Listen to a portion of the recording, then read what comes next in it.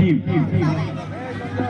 আর যারা স্কুল থেকে যারা শিক্ষক মশাই শিক্ষিকা ম্যাডামরা এসেছেন ছাত্রছাত্রীদেরকে নিয়ে আজকের এই অনুষ্ঠানটিকে সুন্দর করে আরো কালারফুল করে তোলার জন্য ওনাদেরকে আমার তরফ থেকে অসংখ্য ধন্যবাদ এবং আজকের এই স্বাধীনতা দিবস উপলক্ষে ওনাদেরকে আমার আন্তরিক ভালোবাসা।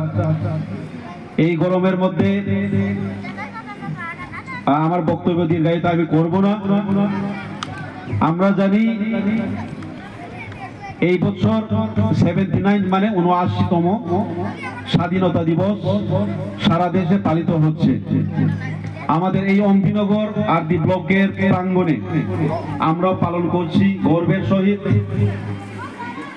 কিভাবে স্বাধীনতা হয়েছে সেটা সবাই জানে, আমি আর ইতিহাস বলতে যাব না। যারা আমার পূর্ব বক্তাগণ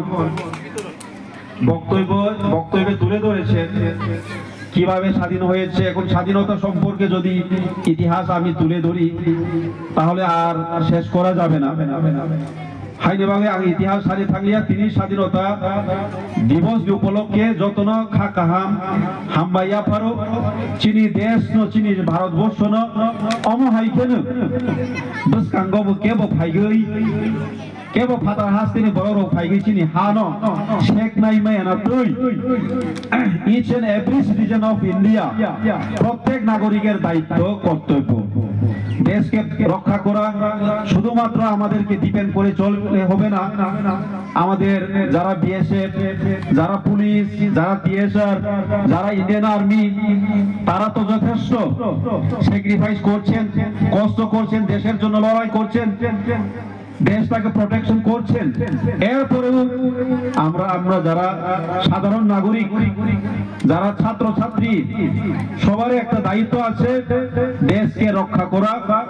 ভবিষ্যতে যেন এই দেশটা, এই রাজ্যটা অন্য দেশের কাছে চলে না যায়, এই দেশটা যেন কোনো একটা বিদেশি দেশের দ্বারা পরিচালিত বা ক্যাপচার না করা হয়, তার জন্য সবাইকে প্রস্তুতি থাকতে হবে, সচেতন থাকতে হবে।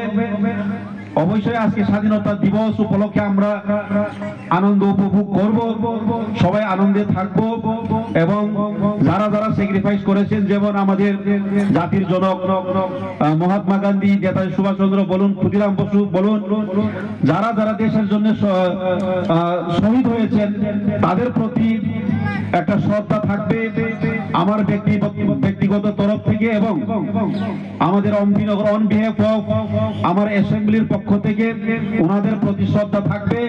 ওনারা সবসময় শহীদ হয়ে থাকবেন, আমাদের মনে থাকবে। ওনারা সারা জীবন এখনো মারা যাননি, সবার মনের মধ্যে ওনারা এখনো জীবিত আছেন বলে আমরা মনে করি। এভাবে স্মরণ করা দরকার।